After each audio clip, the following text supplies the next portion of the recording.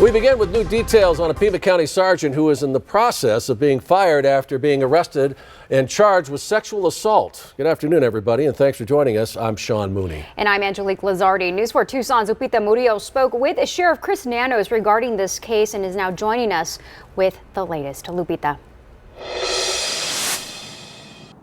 Sergeant Ricky Garcia and his attorney walked into the Pima County Sheriff's Department today. He was served with a letter of intent to terminate. I don't look at his packet, his history. I look at what is in front of me. What have you been accused of doing, and what does the evidence say to me? In my eyes, Sergeant Garcia needed to be terminated, and that's what we're doing. Garcia is a 15-year veteran of the Sheriff's Department. He's shown here leaving the Pima County Jail 4 days ago. He even spent the night there.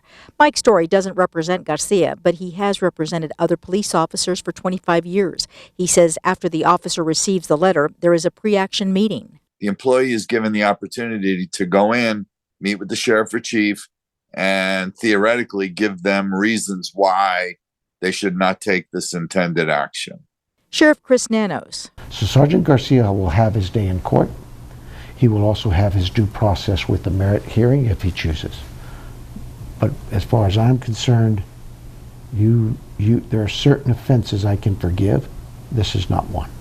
Story says the chances of an employee convincing a chief or sheriff to reverse their decision is rare. If there's someone arrested and booked and put into jail, you can pretty much assume it's going to be a notice of intent to terminate and that their minds are made up. But as far as I'm concerned, he shouldn't work here any longer, and that's why we gave him his notice of intent to terminate. Before the final decision is officially made, Garcia and his attorney are scheduled to meet with the sheriff on Friday.